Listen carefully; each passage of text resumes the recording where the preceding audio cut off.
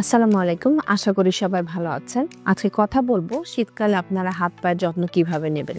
আমাদের অনেকেরই অনেক ধরনের অভ্যাস থাকে যে বারবার হাত ধোয়া এবং সাবান দিয়ে সেটা বারবার হাত ধোয়া। এটাকে অনেক সময় আমরা ওসিডির পর্যায়ে নিয়ে যাই। তো যারা বারবার হাত ধোন বা পা ধোন তাদের কিন্তু শীতকালে সমস্যাটা আরো বেশি বেড়ে যায়।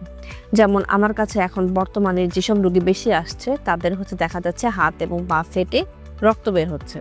এবং আবার অনেক টাইপের পেশেন্ট আমি দেখতে পাচ্ছি যাদের হাত পা কিছুটা ফাটা শুরু হয়েছে বা চামড়া উঠছে, হাত থেকে হাত প্রচুর ঘামছে। তো যে কারণেই হোক না কেন আমি বলবো যে আপনার প্রয়োজনের অতিরিক্ত হাত বা পা সাবান দিয়ে অবশ্যই এই সময়টা ধুবেন না, কারণ সাবান কি করে ময়শ্চার যে ত্বকের যে ময়শ্চারটা আছে সেটাকে চুষে নেয় এবং যার ফলে হাত পা অতিরিক্ত ড্রাই হয়ে যায়, শুষ্ক হয়ে যায় এবং হাত পা ফাটায়।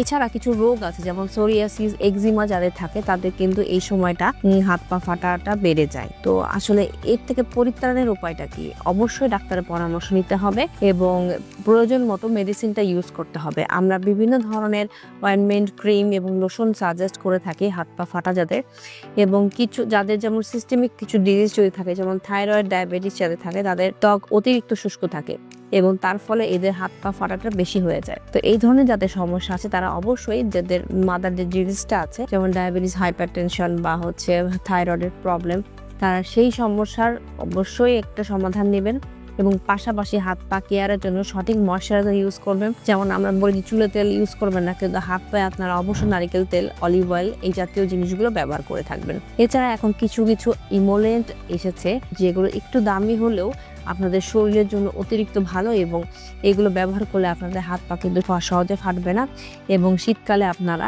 যে কোনো ধরনের প্রবলেম থেকে মুক্তি পাবেন। যাদের পা বেশি ফেটে গেছে তারা রাতে অবশ্যই পেট্রোলিয়াম জেলি ইউজ করবেন।